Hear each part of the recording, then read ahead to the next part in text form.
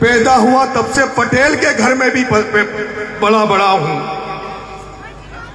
जहां यह भी सिखाया जाता था कि घर पर कोई आ जाए तो उसकी कुछ मदद कर पाओ ना कर पाओ, उससे कुछ कर पाओ नहीं कर पाओ, लेकिन उसको खाने की जरूर पूछो, पानी की जरूर पूछो। तो भगवान की दया से थोड़ा बहुत किताबी ज्ञान भी है,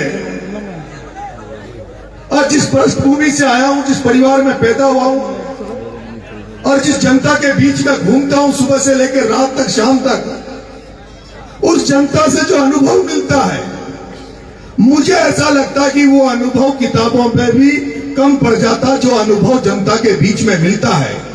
क्योंकि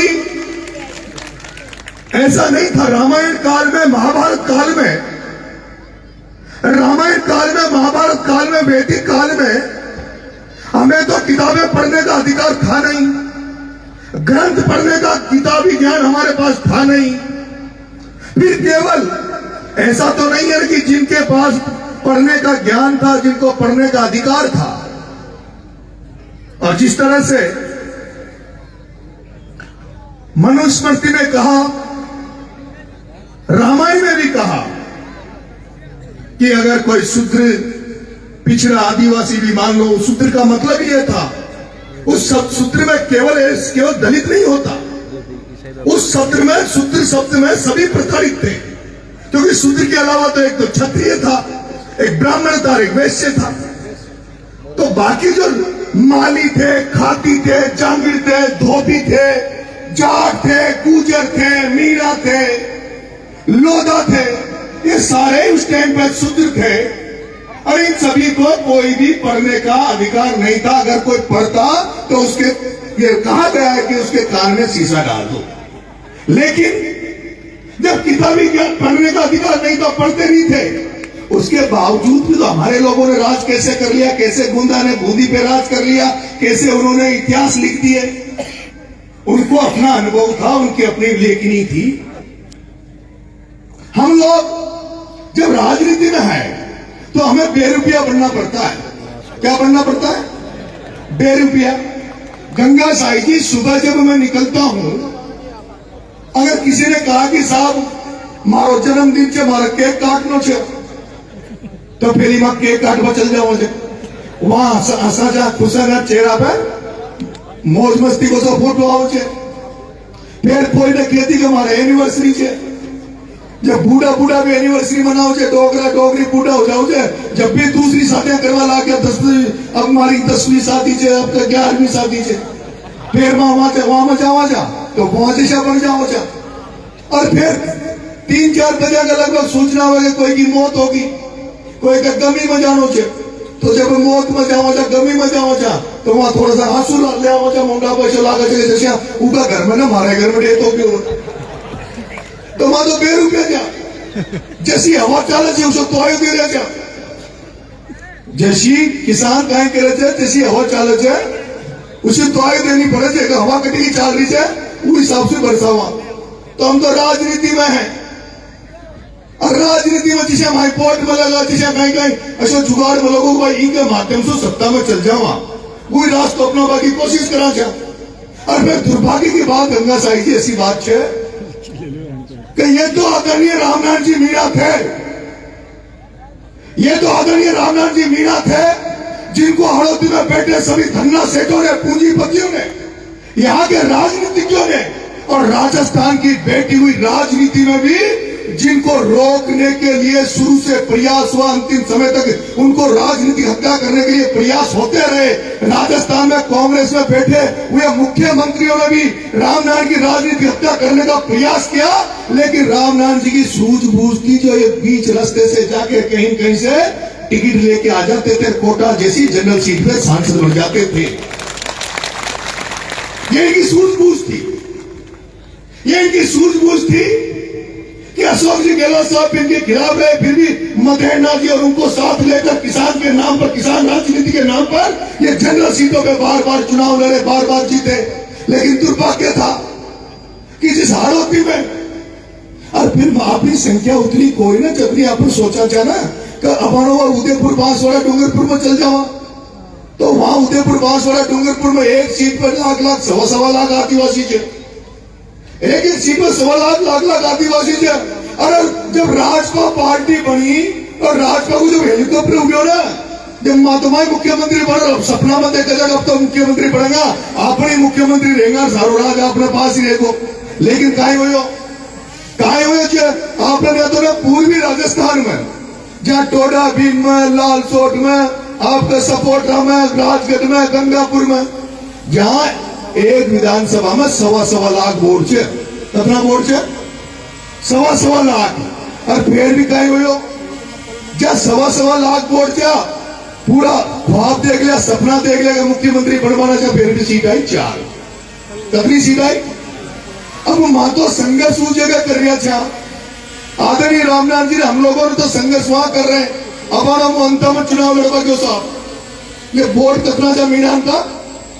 35,000। कितना अंत में जब 35,000, छबड़ा में चुनाव लड़वा क्यों तो 32,000। अब 3.25 लाख मीनाओं के वोटों में अगर 35,000 32,000 वोट हो और उनमें भी वोट दे बापरे ने कम जाने देने डरपच है, न तो डरपच है कि बूथ के चिन्ह में पकड़ा गया, फर्जी वोट देता हुआ पकड़ा गया तो कोई छुड़ा वाला कौन है, क्योंकि राज ही दूसरा बचे। तो वहां में भी 35,000 में भी 85% तो वोटिंग हो जाए, और वहां में भी 5-7 हजार तो गल्ला ने अभी चांदा के पास ढोल गया, कोई धारीवाल के पास ढोले थे, कोई वहां के लिए पार्टी पाचे थे, वहां की माई बाप, वहां के लिए समाज पाचे थे। वो नी लगा घनाश्याम ढोलते थे क्या मन नहीं, जहाँ के लिए समाज तो पाचे थे, और वहां के लिए कांग्रेस बीजेपी माई बाप से, वहां की माई बाप भी कांग्रेस बीजेपी से। तो माँ तो गंगा साई की माँ की दुकान किसा चला रहे थे, माँ तो पाया मारो मन जाने थे, माँ घूमन जाने थे, किसा जुगाड़ करे थे। माँ तो कभी पायलट साहब की तारीफ करनी पड़े, गुंजन साहब की तारीफ करनी पड़े, थोड़ा सा गुजर समाज माई मदद कर देगो, धाकर समाज को लाभ लेने की कोशिश कर रहे हैं, थोड़ा सा धाकर समाज मदद कर देगो, प्रभुलाल जी सैनी कोई मारी समाज मदद कर देगो, सातु जात मदद करेगी, जबड़ी पार पड़ेगी। भाई सातु जात पार पड़ेगी। अब तू कह रहे जो मारा भाई मुंह बुराई करते ऊपर ये मंच में मौसम मत कर, नहीं मारी सारी दुकान नहीं बंद हो जाओ। मुंह तो देवड़ी उड़ियारा में चुनाव लड़ियो, छबड़ा में भी चुनाव लड़ियो, अंता में भी चुनाव लड़ियो। और मुझे जब चुनाव लड़वा गयो तो गांव में जो वोट मांग बचाओ चला गंगा साई जी, तो थाने भी लेके होगी जाता ही तो भाई साहब यो मीनान को मोहल्लो जी में मीन भगवान का मंदिर पर ढोक देनी पड़ेगी, मना चालो भाई। फिर थोड़ा सा आगे गया तो की भाई गुजर समाज को गांव ऊंचे मंदिर देवनारायण भगवान को मंदिर, देवनारायण भगवान पर चलो तो वहां भी चल। मैंने इतना मंदिर ढोक लिया जितना आदमी ढोकतो तो पूछे ज्यादा बुला जाता। और न जाऊं जटी मोहल्ला में न जाऊं, फिर बोमिया जी, ऊत महाराज, बेरू जी महाराज चुनाव में सारा ही आ जाओ और सारी जगह धोखा देनी पड़े थे। लेकिन हमारा दुर्भाग्य है कि गंगा साई जी हमारी इतनी बड़ी तादाद होने के बाद भी, इतनी बड़ी हमारी संख्या होने के बाद भी हम किसान कम्युनिटी को लड़ा कर इस हालती में वो लोग राज कर रहे हैं जिनके 5-5 वोट नहीं है, 5-5 वोट, वो हम पर राज कर रहे हैं, वो हम पर राज कर रहे हैं। अभी गंगा साई जी ने मेरे से कहा कि आपने जूते नहीं पहन रखे, आपने जूते नहीं पहन रखे, क्या विधानसभा में जाने के बाद जूते पहनोगे? मैं कह रहा हूं नरेश मीणा ने जूते, ये चप्पल केवल एमएलए पढ़ने के लिए नहीं त्याग रखे। नरेश मीणा ने जूते चप्पल ये नरेश मीणा ने सांसद बनने के लिए नहीं त्याग रखे। नरेश मीणा ने तो इन हालत के मीणाओं को सत्ता में भागीदारी दिलाने के लिए, इन पूंजीपतियों को, इन चोरों को यहाँ से निकालने के लिए नरेश मीणा ने ये त्याग रखा है। और मेरे भाइयों, मेरे प्यारे भाइयों, मेरे मीणा समाज के लोगों, आज मैं कहीं भी मंचों में जाता हूं, कई बार मंचों में बात होती है कि धार्मिक कार्यक्रम में धार्मिक बात करो, सामाजिक कार्यक्रम में सामाजिक बात करो, सामाजिक मंच पर राजनीतिक बात मत करो। मैं तुमसे यह कहना चाहता हूं कि क्यों बूंदा मीणा की बात कर रहे हो, क्यों आमेर के राजा की बात कर रहे हो? अरे वो राज कहां चले गए? और तुम अगर दोबारा से उन राज को लाना चाहते हो तो तुम्हारे पास क्या हथियार ये तो बताओ, तुम करोगे क्या ये तो बताओ। मेरे भाइयों, 2020 के पहले इसी हालती में 2020 के पहले गंगा साई जी हम फोन करते थे, सवाई माधोपुर करौली तोसी के लोग, हमारी सारोती में तो अच्छी बड़ी बड़ी नौकरियां नहीं है। सवाई माधोपुर करौली दौसा के जो कोई थानादार बन के आ गया, तहसीलदार बन के आ गया, कोई एसडीएम बन के आ गया, हम फोन करते थे। मेरे अट्टू के एसडीएम था एक मीना एसडीएम था, और मेरे मीना हॉस्टल का लड़का, मैंने कहा है दिनेश मीणा, तू तो मेरा जूनियर है, मेरे हॉस्टल का लड़का है, कम से कम तू तो मेरे साथ अन्याय मत करे, समाज के साथ अन्याय मत करे। अगर वो दिनेश मीणा एसडीएम, अगर वो प्रमोद जैन भाई का गुलाम नहीं बनता, वो पानाचंद का गुलाम नहीं बनता, तो दिनेश झारखंड की हत्या 12 में नहीं होती, क्योंकि दिनेश झारखंड की जमीन को नाम वो एसडीएम करके आया। लेकिन उसका कारण है, मैं दिनेश को गलत नहीं मानता, उस एसडीएम को गलत नहीं मानता, या जो थानेदार लग रहे हैं, या जो पुलिस में नौकरियां कर रहे हैं, तहसीलों में नौकरियां कर रहे हैं, ये जो मास्टर अधिकारी कर्मचारी जिन्होंने ये कार्यक्रम किया है, हर कर्मचारी हर जो मीणा समाज में पैदा हुआ है, मीनी की पेट से पैदा हुआ है, वो हर व्यक्ति ये चाहता है मैं मेरा समाज का भला करूं, मैं मेरे समाज के लिए काम करूं। लेकिन मुझे रोना आता है, दुख होता है जब मैं हाड़ोती को देखता हूं, तो जब थानेदार को फोन करता हूं, थानेदार इस मीणा समाज की मदद कर, तो थानेदार कहता है भाई साहब मैं मदद तो कर जाऊंगा, पर बिरला को, भाया को, धारीवाल को तोल पड़ता है, मैं बाहर मेरे पेक्सर में भेज देगा, वो मदद करना चाहूं छू। वो कहते हैं अधिकारी कर्मचारी, वो तहसीलदार कहता है अरे हमारे यहाँ तो मास्टर और सिपाही की छोटी छोटी नौकरियां हैं, और वो छोटी छोटी नौकरियों को जब किसी मास्टर को बाहर में जैसलमेर भेज दिया जाता है, किसी पटवारी को बाहर में जैसलमेर भेज दिया जाता है, तो उसके पूरे घर वाले बेचारे जिनकी रोजी रोटी उस एक पेट से चलती है, वो उन नेताओं के दरवाजे में गिड़गिड़ाते हैं, रोते हैं कि साहब मगाओ घराना को पहुंचे ले आओ। और फिर रामनारायण जी की और फिर हमारे इन नेताओं की दम नहीं है। क्यों नहीं है दम? क्योंकि हमने इनको इतना कमजोर कर दिया, हमने नरेश मीणा को 3 बार हरा दिया जो हमारे लिए लड़ता। इसलिए मैं कह रहा हूं, मैं 4 धन्ना सेठों को, उन 4 पूंजीपतियों को, उनको राजनीति में रोकने के लिए मैं कह रहा हूं, जिस दिन ओम बिरला, प्रताप सिंह सिंघवी, धारीवाल और प्रमोद जैन भाया, इन चारों को विधानसभा लोकसभा में जाने से रोक दूंगा, उस दिन तुम्हारा बेटा चप्पल पहनेगा, उस दिन तुम्हारा बेटा अपने पैरों में चप्पल पहनेगा। और उसके लिए जैसे मैंने कहा मैं आपको एक ही चारा बताता हूं मेरे भाइयों, अगर आज की दुनिया में अगर तुम्हें आगे बढ़ना है, कितनी तुम नौकरियां लग लो, कितने धंधे पानी कर लो, लेकिन जब तक तुम्हारी सत्ता में भागीदारी नहीं है, जब तक तुम्हारी राजनीति चेतना नहीं आएगी, सत्ता में भागीदारी नहीं होगी, तुम्हारा भला होने वाला नहीं है। अगर सत्ता में भागीदारी नहीं है तो तुम्हारे कर्मचारियों को डर डर के नौकरी करनी पड़ेगी। तुम्हारी सत्ता में भागीदारी नहीं है तो तुम्हारे जो धंधा पानी, जो बिजनेस डालना चाहेंगे, वो अगर कोई क्रेशर डालेगा तो क्रेशर को प्रमोद जैन भाया ओम बिरला एक फोन पे बंद करा देंगे। प्रमोद जैन भाया ओम बिरला क्रेशर को एक फोन पे बंद करा देंगे। तुमने अगर कोई पीडब्ल्यूडी की सड़क बनाने का प्रयास किया, कोई तुमने रोड बनाने का प्रयास किया, कोई मीणा का बेटा अगर रोड बनाने निकलेगा तो यदि मंत्री फोन करेंगे कि इसका बिल पास नहीं होना चाहिए, उसका बिल पास नहीं करेंगे, उसको सारा पैसा जो लगाया है उसको बर्बाद होकर आना पड़ेगा। इसलिए सत्ता जरूरी है। और सत्ता क्यों जरूरी है?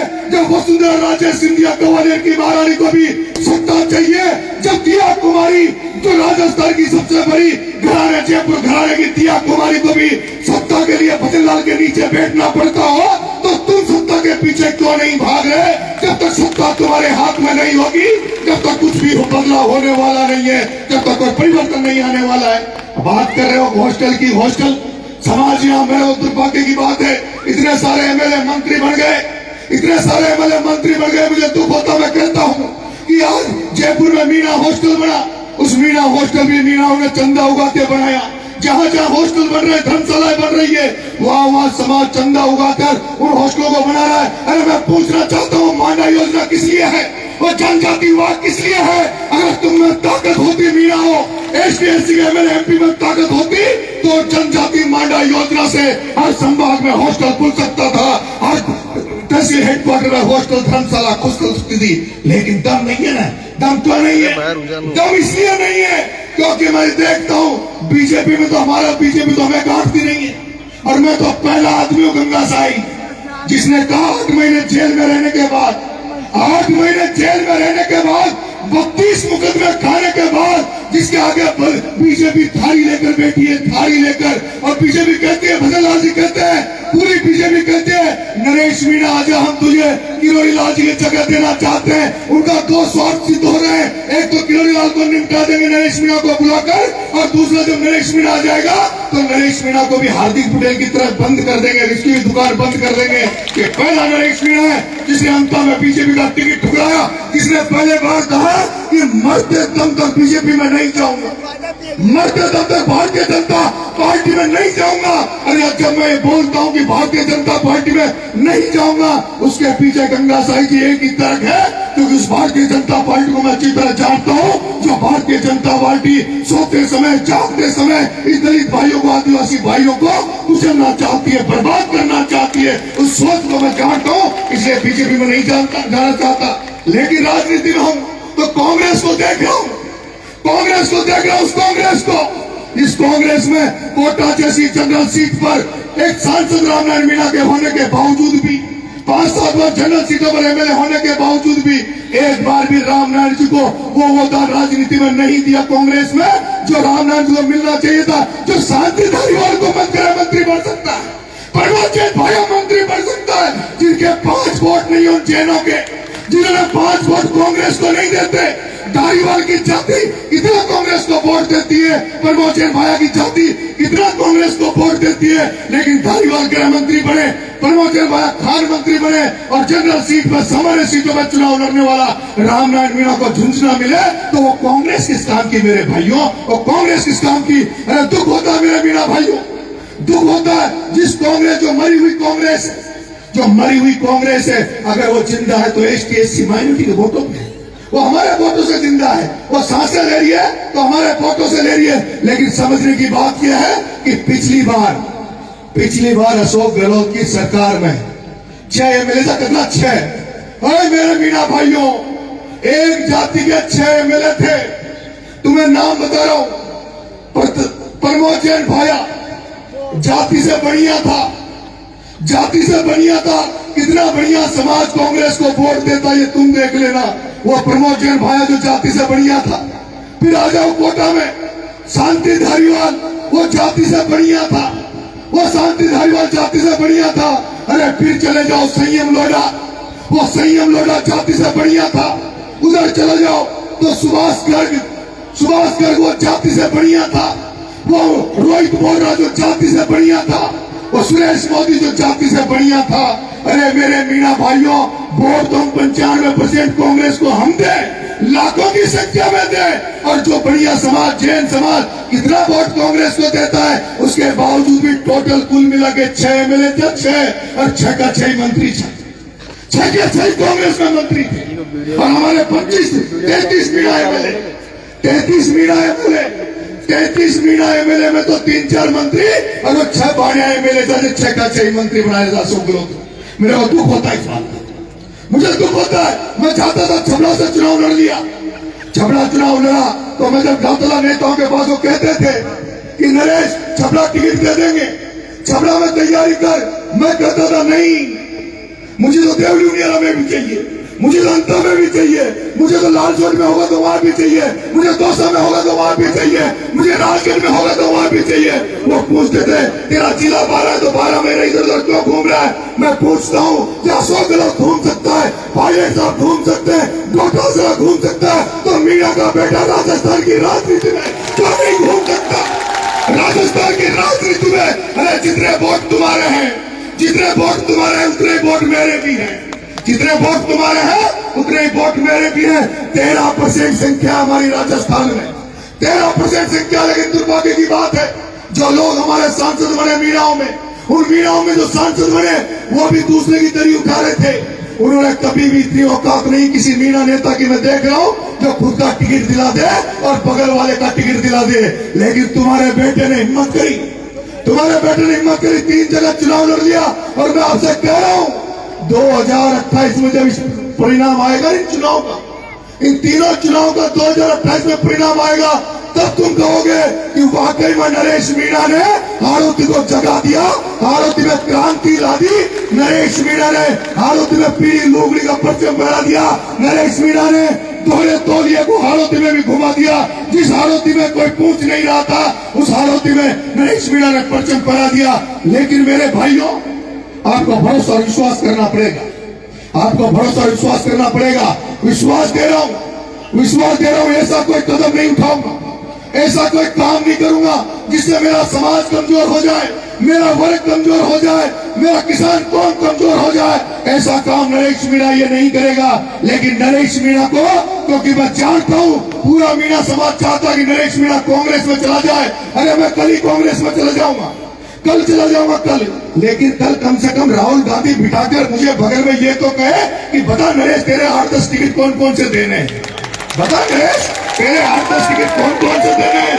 मेरी बात सुन लो मीणाओ, अशोक चांदना, वो अशोक चांदना, वो अशोक चांदना, वो अशोक चांदना, वो अशोक चांदना जिसके समाज में कोई कांग्रेस ने, जिसके समाज में कांग्रेस ने सचिन पायलट साहब को सब कुछ दे रखा, जिसके समाज में गुंजन साहब को टिकट दिया, जिसके समाज में धीरज गुजर को कांग्रेस में ऑल इंडिया कांग्रेस कमेटी का सेक्रेटरी बना रखा है, और फिर भी पायलट साहब को सब कुछ, क्या नाम से धीरज गुजर को सब कुछ, आपके क्या नाम से गुंजन साहब को टिकट दिया, और फिर भी चांदना को 4-5 टिकट दे।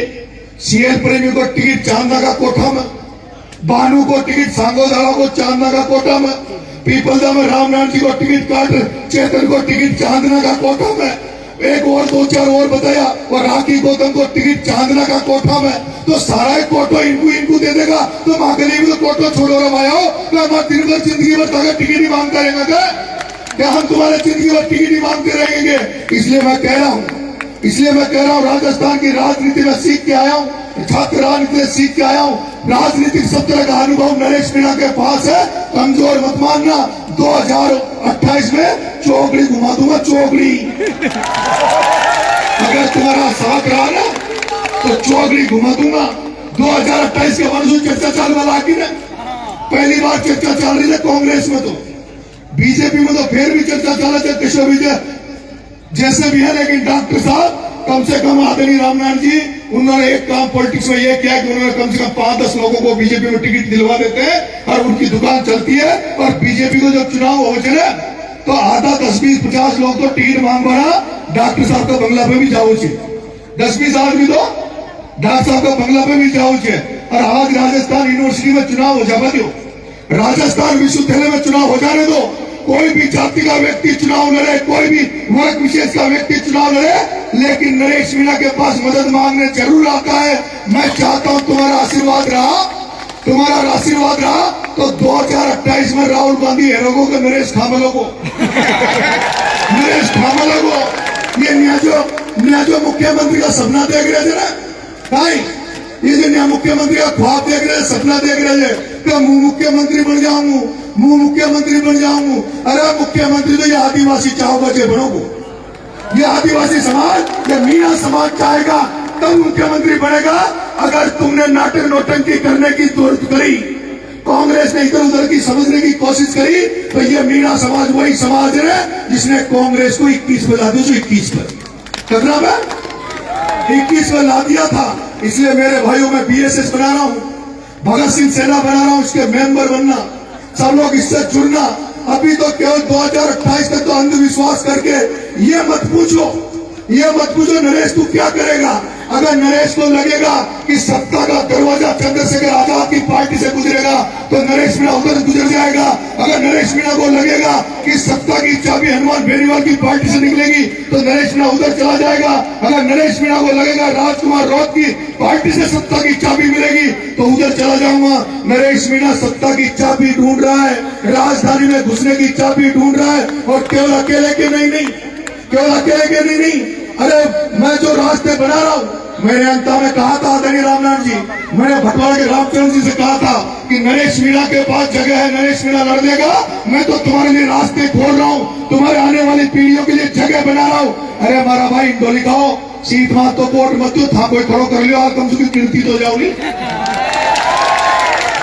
जाओगी, सीट मात तो वोट दे रहे थे। और फिर जिसको तुमने मारी बल्ली मारियाड़ी में आओ, मागी बल्ली माकुई में आओ, 3 बार तुमने उसको एनर्जी दे दी, 3 बार सत्ता, उसको सत्ता दे दी, उस व्यक्ति को सत्ता दे दी जिसने जेपी एक्शन जेपी के साथ थप्पड़ कांड किया, जिसने एक्शन जेपी मीणा के ऊपर थप्पड़ उठाई, उसके बावजूद भी तुम उसको भूल गए। अरे नरेश मीणा ने तो तुम्हारे बगल में समरावतों में खींची थी, लेकिन उसका